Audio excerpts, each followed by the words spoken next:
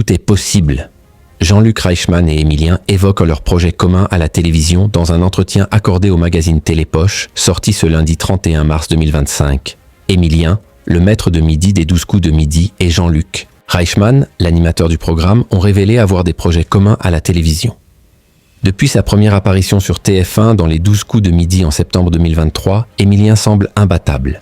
S'il a parfois été au bord de l'élimination, le jeune Vendéen de 22 ans a toujours réussi à s'en sortir. Alors jusqu'où va-t-il aller? Personne ne le sait.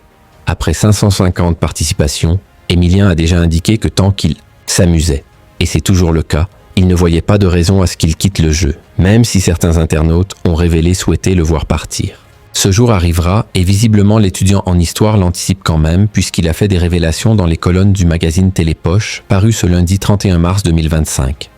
Il était accompagné de l'animateur du jeu, Jean-Luc Reichmann, et le duo pourrait ne pas se quitter sitôt l'élimination du jeune homme. En effet, Émilien pourrait se rendre sur le plateau la série Léo Mattei, dans laquelle joue le présentateur, même s'il a indiqué que ce n'était pas d'actualité pour l'instant. La question ne se pose pas, mais en tout cas, je prends déjà beaucoup de plaisir à découvrir les coulisses d'une émission comme les 12 coups de midi, et ce serait intéressant de découvrir celle d'une fiction, a-t-il indiqué. Quant à Jean-Luc Reichmann, il a confié « J'adorerais lui faire découvrir ce métier, comme je l'ai invité avec sa grand-mère et sa sœur à venir me voir au théâtre. J'adore l'idée de lui ouvrir des horizons. Fiction, documentaire. Tout est possible, mais pour l'instant, on veut vivre pleinement l'aventure des 12 coups de midi. » Les 12 coups de midi.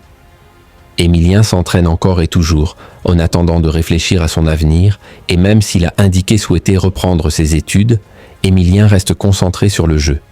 Pour atteindre un tel niveau de maîtrise, le compagnon de Jessica, dont la cagnotte s'élève à plus de 2 millions d'euros, travaille sans relâche, notamment les sujets sur lesquels il est le moins à l'aise. Je travaille encore plus les thèmes qui m'intéressent moins. Je fais des fiches. J'ai dit à l'antenne que je n'avais pas vu un seul film avec Jean-Paul Belmondo.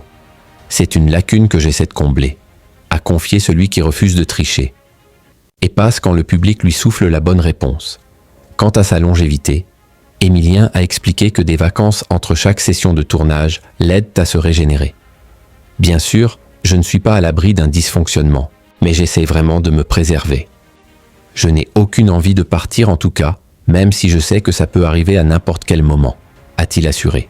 Les deux hommes ont noué un joli lien en 1 an et demi, comme l'a noté l'animateur. Je me sens une responsabilité de le placer sous les feux de la rampe. Je me dois d'être un papa protecteur, de lui donner les ficelles pour qu'il ne tombe pas dans les pièges. Visiblement, cela fonctionne bien pour le duo.